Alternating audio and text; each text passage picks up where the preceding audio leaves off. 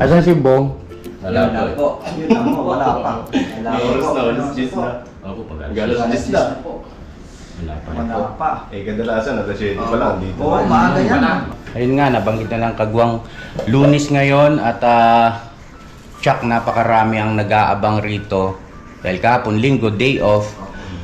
Kung papasok ba si Kuya Bong, ano po, maraming, alam mo na, nagbabantay.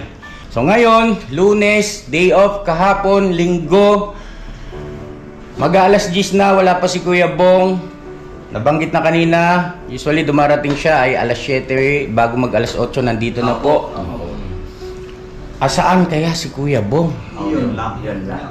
Kuya mo. Wes. Ano kaya ang ginawa niya kahapon? Ayun. Yan ang di natin alam. Nag-inom kaya siya?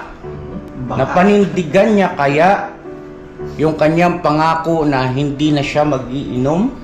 Then, habang nag-uusap sila ni Clarissa, nagpaalam siya sa akin na kung pwede siyang dumadaw kay nanay. Sa mother po ni Ate Clarissa. Okay lang po ba na naka-video tayo, Nay? Kasi nag-update kami about kay Bong. Kasi Lunes ngayon, inaantabayanan nila kung pumasok ba o hindi. Eh, hindi nga po pumasok. Nandito po siya ngayon. Nandun daw. Nagpulong. Bumalik po siya, Nay? Oo, Andyan si Bong, Nay? nandito. Ayun. Anong oras po siya pumunta dyan? Ngayon pa, 9 po, 9. Nay, uli? Ayun lang, doon na pumasok. Baka, samantalahin ko itong pagkakataon na to. Kung po pwede po sana, lalambing ako sa inyo. Supportahan niyo po yung Anime Reactors TV. Solid ka business po yan. Tapos, ano po kasi siya, bedridden na po, mga ka-business. So, sa pamamagitan ng pagbablog, awa ng Diyos nga, na-monetize na siya. Nagkakaroon siya ng kaunting revenue. Kaya maliliit lang kasi yung views niya. Baka pwede po suportahan natin si Anime Reactors TV. Yan. Pero bedridden na po siya. Kaya mapapansin nyo yung at least na mukha niya, pinapakita niya. Cartoon character. Suportahan po natin yan, Anime Reactors TV.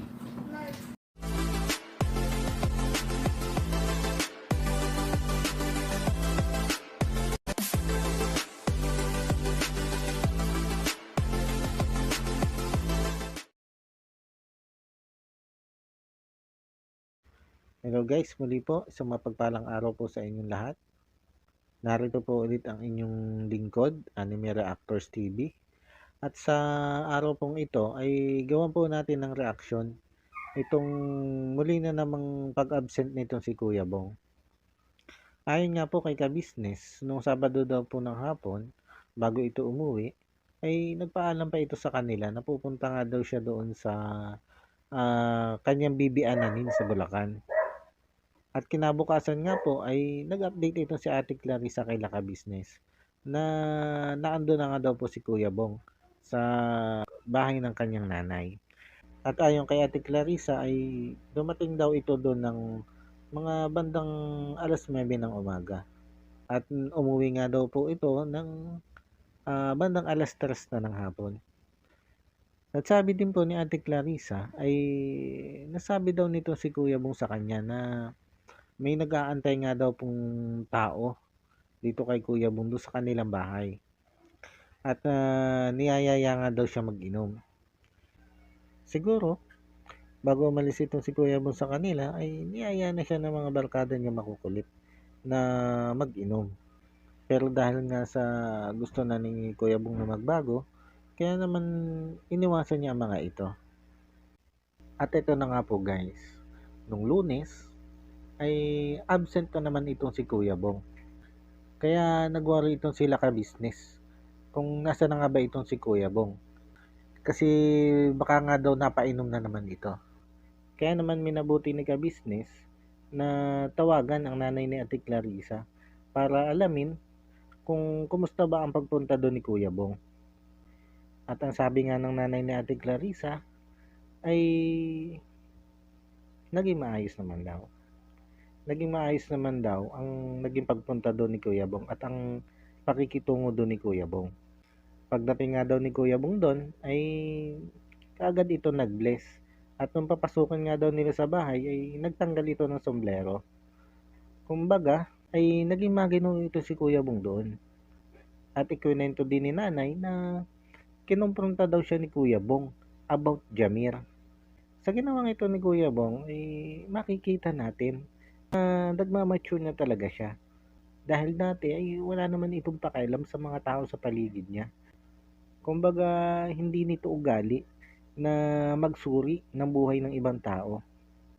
Kaya makikita mo din talaga dito yung sinceridad niya kay Ate Clarissa. At ayon pa kay nanay, bago daw po umalis itong si Kuya Bong, ay sinubukan pa itong ayain ng kapatid ni Ate Clarissa ang lalaki na mag-inom. Pero ang sabi daw ni Kuya Bong ay hindi pwede. Bawal daw siya mag-inom kasi may iniinom siyang gamot. Pero alam niyo ba guys, ito yung isa sa napakahirap na pagsubok sa isang alcoholic, ang tumanggi sa alak. Kasi ang isang alcoholic guys, ay hinahanap-hanap na ng katawan nila yung alak. Pero makikita natin dito kay Kuya Bong bilang isang alcoholic ay sinisikap niya o pinipilit niyang tumanggi talaga sa alak. Iniiwasan niya yung mga barkada niya para hindi siya mapainom. At eto, yung kapatid nga ni Ate Clarissa na lalaki na niyaya siya mag-inom, ay direkta niyang tinanggihan.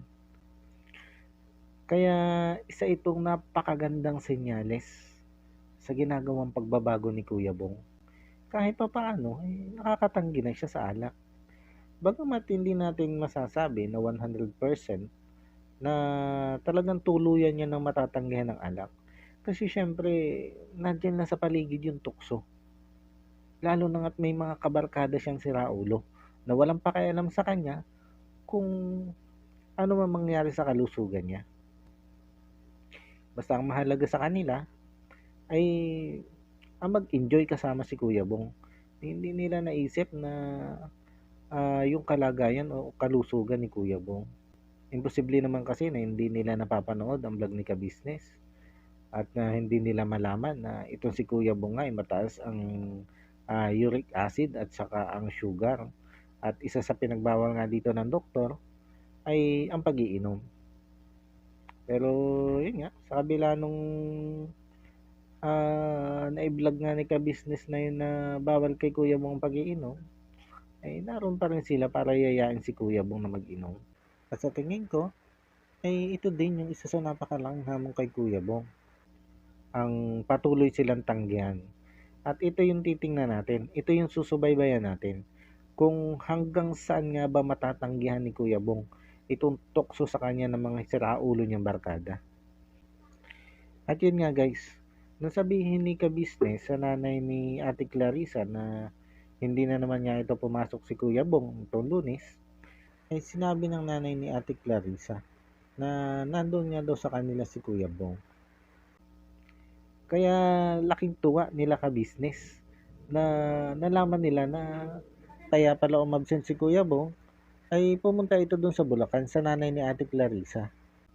Ayon sa nanay ni Ate Clarissa ay inimbitahan niya ito si Kuya Bong sa death anniversary nga ng kanyang asawa. At sabi ng nanay ni Ate Clarissa ay dumating daw doon si Kuya Bong ng alas 9 ng umaga. Nagbiro pa nga si Ka-Business na doon na pala pumasok si Kuya Bong sa nanay ni Ate Clarissa.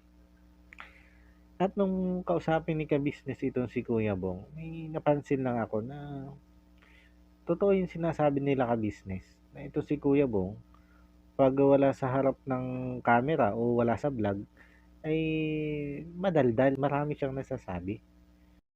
Kaya lang nalaman din nila Ka-Business na itong si Kuya Bong pala ay naglakad lang papunta ng Bulacan. Mula Sampaguita hanggang Bulacan ay nilakad niya. Makapunta lang doon sa death anniversary nga ng tatay ni Ate Clarissa. Kumbaga ganun siya kaporsigido para pagbigyan yung imbitasyon ng nanay ni Ate Clarissa. Kaya naman bago magtapos ang vlog ni Ka-Business, ay nagmensahe siya dun sa mga viewers na nagsasabi na wala ng pag-asang magbago itong si Kuya Bong. Sabi nga ni Ka-Business ay challenge accepted. Kasi nakita naman talaga natin na kung paano nagbago itong si Kuya Bong. At napakalaki na talaga na ipinagbago nito si Kuya Bong. Kaya nung pumunta ako sa comment section ni Ka-Business, bagamat marami yung humahanga at natutuwa sa ginawa ngayon ni Kuya Bong, ay may ilan pa rin comments na negatibo. Sasabing wala nga daw pagbabago si Kuya Bong. At may nagsabi din na masyado daw kasing ini-spoil nila Ka-Business itong si Kuya Bong. Pero itong mga nag-comment na ito ay halata mo na hindi tinapos ang vlog bago nag-comment. Kumbaga mema lang, may mai-comment lang, ni hindi na marunong mag-isip. Bagay, hindi nga marunong magtapos ng vlog bago mag-comment eh. Mag-isip pa kaya ang magawa. Ni hindi mo na nga nila inalam kung ano ba yung totoong nangyari. Kung bakit nga ba absent ito si Kuya Bong ng Lunes, eh nahusga na agad nila yung tao. Huwag naman pong ganun. Huwag naman po tayong masyadong judgmental. Napapaghalata po kasi na mga wala tayong utak eh. Pagka ganyan. Parang nanood ka lang para may mai-issue ka. At saka kung tayo pa magko-comment, eh maigi na tapusin nyo muna yung vlog. At hindi nang basta tapusin. Kundi unawain nyo din kung ano ba yung laman ng vlog. Bago nyo i-comment kung ano man yung gusto nyo sabihin. Kasi tulad yan, ang layo ng comment nyo kumpara dun sa nilaman ng vlog. Eh lumalabas na kayo din yung nakakahiya. Pinapakita nyo lang kung gaano kayo ka-judgmental. Yun, sana guys. Hanggang dito na lang muna ulit po ang aking reaction video. At muli po ay maraming thank you po sa patuloy na sumusuporta at patuloy na nanonood sa aking mga upload video. Sa mga hindi pa po nakaka-subscribe dyan, eh baka pwede naman po na makipindot ang subscribe button at maki-like and share na rin po ng aking video.